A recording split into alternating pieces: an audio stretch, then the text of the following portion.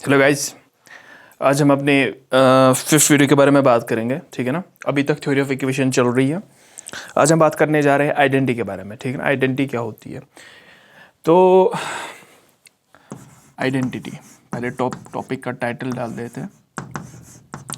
अच्छा, हमारे पास जनरल में जो क्वाड्रेटिक फंक्शन होता था ना, वो नॉर्मली होता था f of x is equal to a x square plus b x plus सी।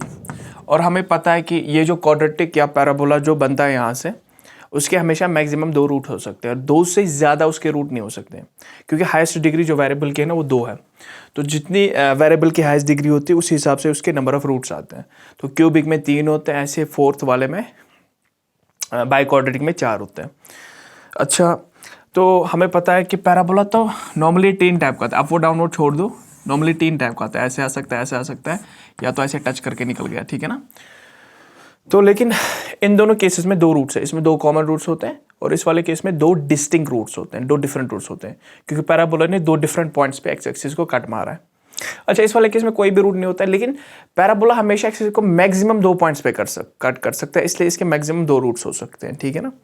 अच्छा, लेकिन किसी केस में क्या होता है ना, आइडेंटिटी वाले केस में क्या होता है ना, हमें दिखता तो क्वाड्रेटिक ही है, लेकिन एक्चुअली में उस वाले केस में रूट जो होते हैं वो डिग्री से ज़्यादा होते हैं। So roots are more than degree, तो इसका मतलब क्या हुआ? इसका मतलब ये हुआ कि अगर 2 डिग्री का हमारे पास इक्वेशन है, जैसे a x square plus b x plus c, हमें पता है इसके मैक्सिमम 2 रूट्स आ सकते हैं।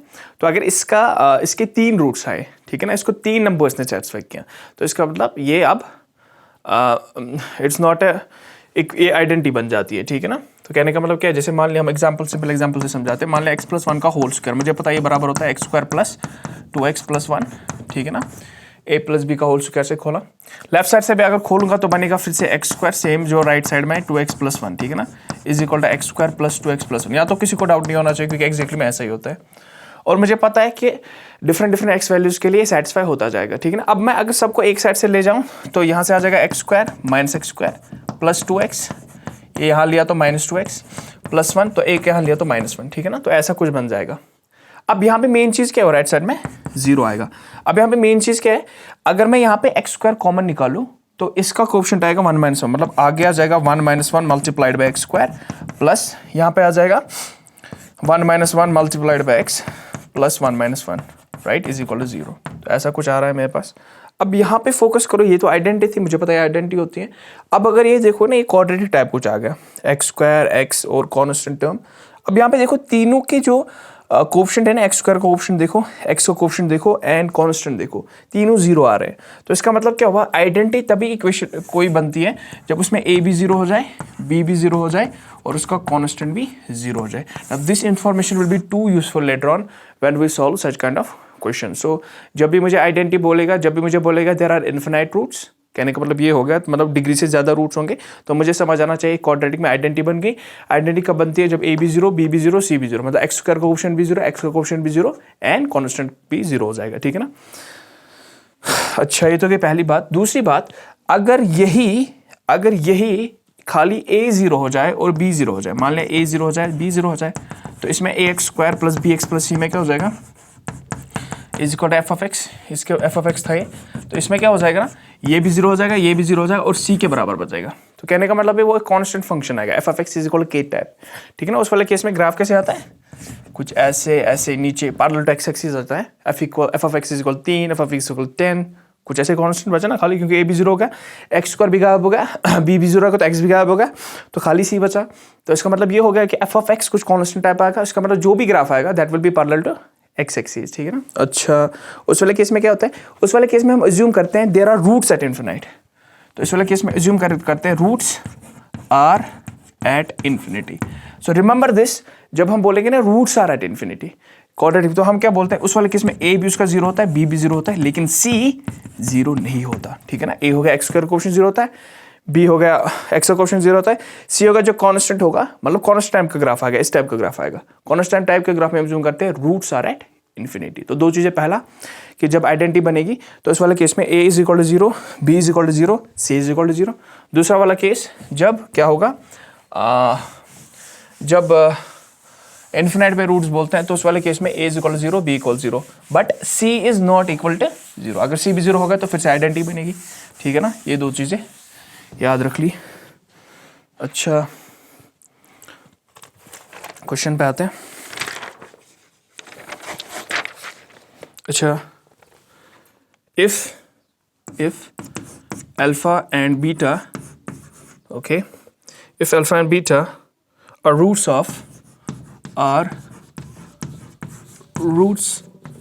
of 2x square, okay, minus 35x, okay, and plus 4 is mathematically equal to 0, find 2 alpha minus 35 का cube, 2 alpha minus 35 whole cube into 2 beta minus 35 whole cube, right. तो हमें ये ढूंढना है। अच्छा, पहली चीज़ क्या है, हमें एक्चुअली में पैराबोला के दो रूट्स देखे हैं, ठीक है ना। तो हम ऐसे इस टाइप के क्वेश्चन कर चुके हैं। तो हम काम करेंगे, पहले इस पैराबोला के इक्वेशन में या इस क्वाड्रेटिक में पहले अल्फा डालेंगे, फिर बीटा से सेटिस्फाई कराएंगे। तो ये दिखेगा मुझे 2x square minus 35x plus 4 is equal to 0, ठीक है ना। इसमें मैं अल्फा डालूंगा तो दिखेगा 2 alpha square minus 35 alpha, x के पहले अल्फा डाल रहा हूँ, प्लस 4 इज इक्वल टू 0। तो फर्स्ट यहाँ से आ गया कुछ, ठीक है ना। अच्छा, दूसरा बीटा डालूंगा क्योंकि बीटा भी इसको सेटिस्फाई कर रहा है। तो यहाँ पे आ जाएगा 2 अल्फा के बले बीटा स्क्वायर माइनस 35 एक्स के बले beta, right, plus 4 is equal to 0। मान लो इसको सेकंड इक्वेशन बोल दिया, ठीक है ना।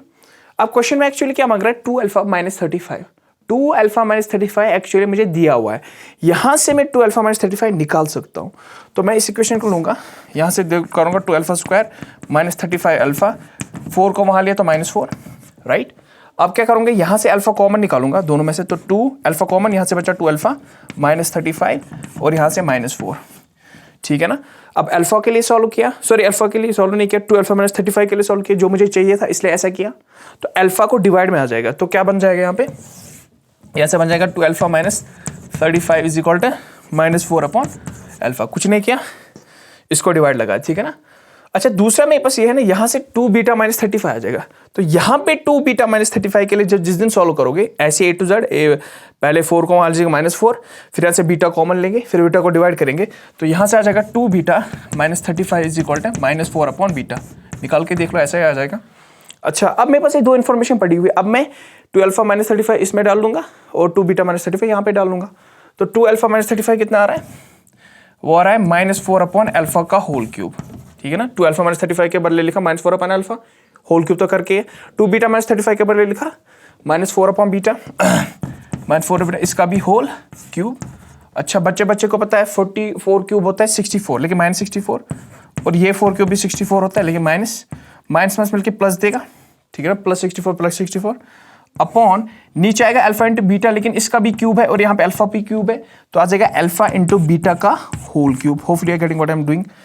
अच्छा, ऊपर 64 इंटू 64, फिलहाल काम करते हैं। अल्फा इंटू बीटा क्या है, अल्फा और बीटा इस क्वाड्रेटिक के रूट्स थे। अल्फा इंटू बीटा होता है product of the roots, product of the roots होता है वो होता है C अपॉन A। तो अल्फा इंटू बीटा जो यहाँ पे हो जाएगा ना, वो हो जाएगा C अपॉन A, ठीक है ना। अल्फा इंटू बीटा C कितना है, यहाँ पे C है 4 और A है 2, तो आ गया 2 के बराबर। तो यहाँ पे अल्फा इंटू बीटा का बदले 2 प्लग कर सकते हैं। तो नेक्स्ट स्टेप क्या हो जाएगा, यहाँ पे आ जाएगा 64 into 64 upon alpha into beta mathematically 2 का क्यूब 8 हो जाएगा। चलो डालते हैं 2 क्यूब, तो बनेगा 64 इंटू 64 अपॉन 2 का क्यूब 8, 8 1 8 8 64 इंटू 8 5 and 2, ठीक है ना। तो this is your answer. Okay, let me check, या let's move to the next problem. Let's move to the third problem, I guess, or maybe second problem.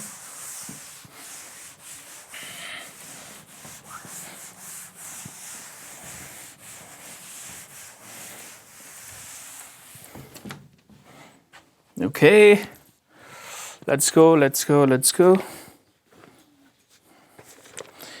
If x is equal to, next question, if x is equal to 3 plus root 5, okay, then value of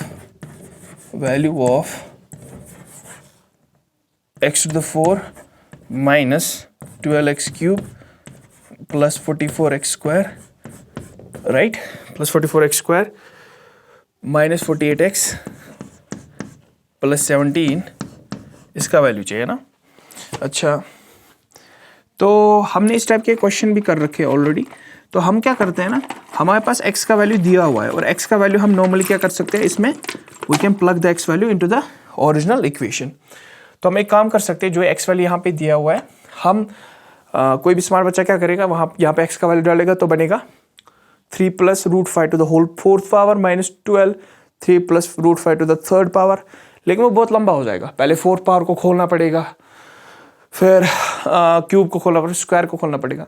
तो करेंगे क्या, इस type के question को ऐसे करते हैं, x को ले लो, x को लिया तो यह है x = 3 + √5, राइट। यहाँ तो कोई डाउट नहीं होना चाहिए। अच्छा, इस 3 को एक साइड से फेंका तो -3 बनेगा यहाँ से, = √5। स्क्वायरिंग बोथ साइड, तो यहाँ से बन जाएगा x - 3 होल स्क्वायर = 5। यहाँ से स्क्वायर किया तो 5 बचेगा। यहाँ से खोला तो आ जाएगा x² a² + b² मतलब -2ab, b² आ गया 9, -2ab 6x = 5। सबको एक साइड से फेंका तो x² - 6x 9, ये 5 यहाँ जाएगा, -5 बन जाएगा, 9 - 5 हो जाएगा 4 = 0। अब इसकी इंफॉर्मेशन से मैं बहुत कुछ कर सकता हूँ। मैं एक काम करूँगा, ये जो मुझे एक्सप्रेशन दिया है तो हम इसको इससे डिवाइड लगा देंगे, ठीक है ना। ये अंदर रखेंगे और डिवाइड लगाएंगे इससे, इसको उसको इससे डिवाइड लगाएंगे। इससे क्या फ़ायदा आएगा समझ आएगा अभी। तो मेरा जो बड़ा एक्सप्रेशन है ये कुछ ऐसे है, अंदर लिया इसको x⁴ - 12x³ + 44x², ठीक है ना, -48x, तो +17 को थोड़ा और लिखा, ओके, +17, राइट। और इसको डिवाइड लगा इससे x² - 6x + 4 से। क्यों लगा रहा हूँ वो भी समझ आएगा, x² - 6x + 4। तो पहले x⁴ चाहिए तो सिंपली x² से मल्टीप्लाई करना पड़ेगा। तो x² से किया, x × x² हो गया x⁴, राइट। फिर -6x² -6x -x² x² हो जाएगा -6x³ तो इसके x³ के नीचे, फिर 4 × x² हो जाएगा 4x², तो इसके नीचे ये प्लस है तो माइनस, माइनस है तो प्लस, प्लस है तो माइनस, ठीक है ना। ये काटा 12x² में 6x² लगा तो -6x³ क्यूब में, सॉरी। अच्छा, 44 में से निकालो -4 तो बचेगा 40x², राइट। ऊपर से आ जाएगा -48x, यहाँ तक ठीक है। अच्छा, नेक्स्ट थॉट क्या करें, -6x³ चाहिए तो -6x से मल्टीप्लाई, तो जिस दिन -6x से मल्टीप्लाई करेंगे तो बन जाएगा -6x³। अच्छा, -6x इंटू माइनस हो जाएगा +36x², राइट। अच्छा, फिर लास्ट वाला 4 × 6 होगा -24x, तो इसके नीचे आएगा, तो minus plus plus minus minus plus, right. ये भी काटा, 40 में से 36 निकालो तो 4x² बचेगा। 24 में से निकालो 48 में से निकालो 24x, तो -24x, ऊपर से 17 को लिया, ठीक है ना। फिर से मल्टीप्लाई 4 से करना पड़ेगा आई गेस, यस। तो 4 से मल्टीप्लाई किया, तो 4 से जिस दिन मल्टीप्लाई करोगे क्या आ जाएगा, 4 × x हो गया 4x², ओके। दूसरा बनेगा -6 × -24x, तीसरा बनेगा 4 आर 16, राइट, 16। यहाँ से माइनस प्लस फिर माइनस, ये दुनिया से गया, ये भी दुनिया से जाएगा। अच्छा, 17 में से 16 निकालो 1, अच्छा यस विजिबल है, तो 17 में से 16 निकालो 1 बचेगा। अब ऐसा क्यों किया मैंने, अब मुझे पता है, इसको यहीं पे रखा क्योंकि 0 के बराबर है। अब मुझे पता है जो अंदर वाला एक्सप्रेशन था ना, जो मुझे चाहिए था, क्योंकि एक्चुअली मुझे इसका वैल्यू चाहिए था, यही तो मांग रहा था क्वेश्चन। ये जो अंदर वाला एक्सप्रेशन है, इसको this into this plus reminder लिख सकते हैं। तो काम करेंगे, अंदर वाला एक्सप्रेशन को लिख सकते हैं x² - 6x + 4 multiplied by this, ये तो सेम वैसे आ रहा है, x² - 6x + 4 प्लस रिमाइंडर 1 आ रहा है, राइट। अब मुझे पता है ये तो अभी 0 निकाला मैंने, x² - 6x + 4 तो 0 आ रहा है, तो मतलब ये 0, एक्चुअली में ये भी 0 आ रहा है, तो दोनों 0, 0 × 0 0, तो लास्ट में आंसर क्या बचा 1। ये जो है ये एक्चुअली इसके बराबर होगा और इसका वैल्यू कितना है 1, इसका मतलब इसका भी वैल्यू कितना आएगा 1, तो overall the answer is 1। This is how you do this problem. तो हमने डायरेक्टली x प्लग नहीं किया तो बंदा पागल हो जाता खोलते खोलते इसको, 4th power 3rd power square x, तो बहुत लंबा हो जाता है। सॉल्व तो हो जाता लेकिन it would have been a stupid way of doing the problem, okay. Solve होने का मतलब ये नहीं हो गया कि we should go with that way, it will be a lengthy way, और राइट होगा इसकी भी उतनी गारंटी नहीं है।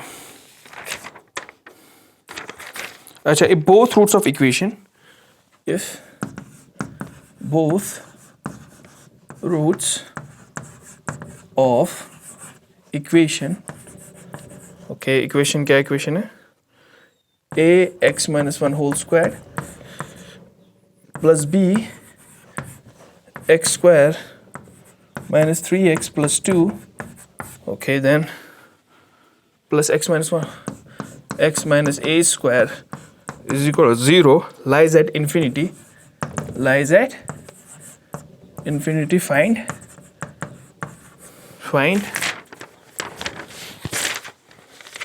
a plus b, right? Hang on, why is the question? Find a plus b, find a and b. अच्छा, तो अभी हम सीख क्या है कि अगर कभी भी रूट्स इन्फिनाइट पे होते हैं तो उस वाले केस में क्वाड्रेटिक का क्या हो जाता है, ए भी 0 हो जाता है और बी भी 0 होता है, हम इसमें वो कांस्टेंट फंक्शन बन जाता है ऐसे।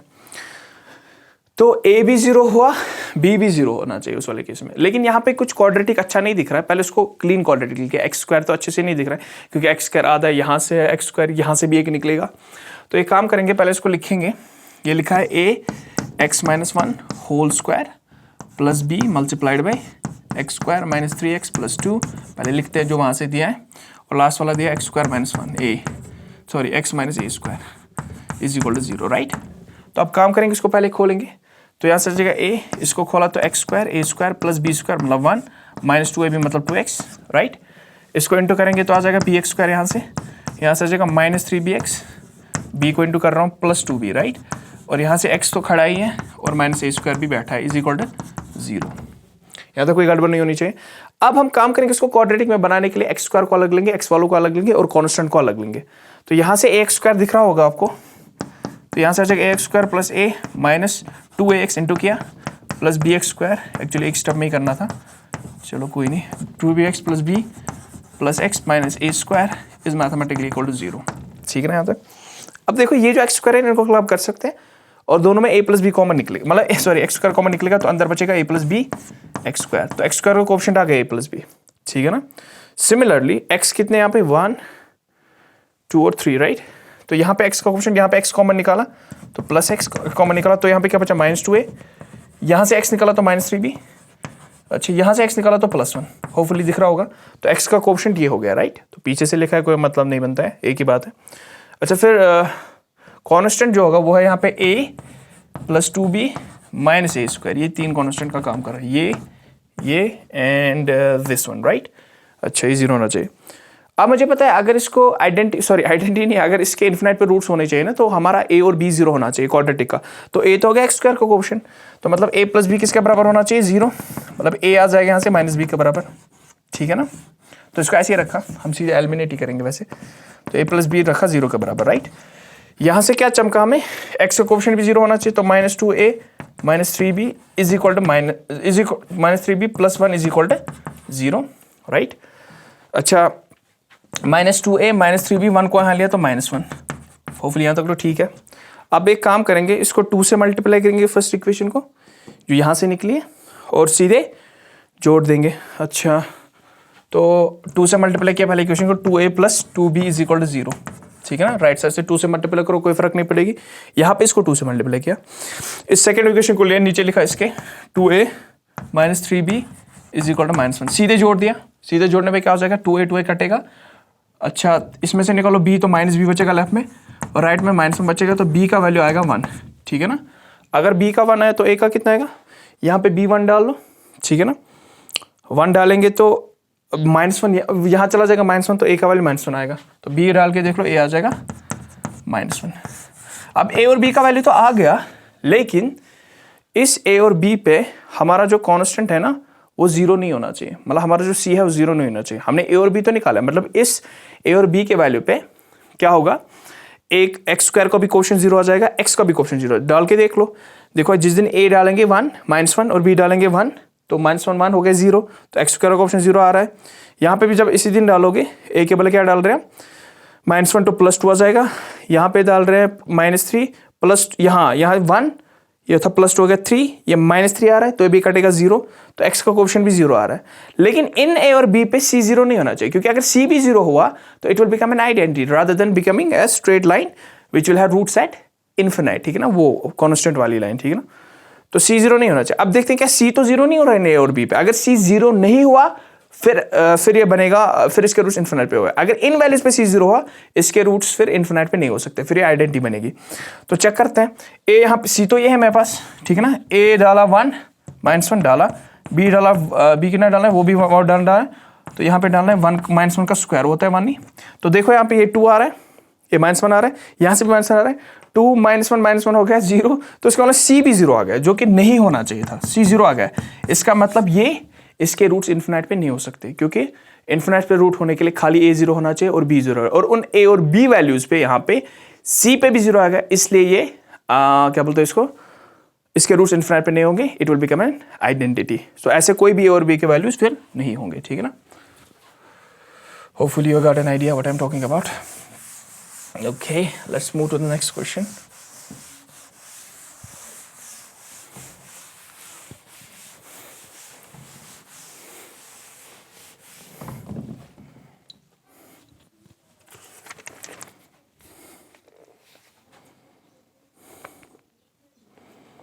चलो IIT के प्रॉब्लम पे आते हैं।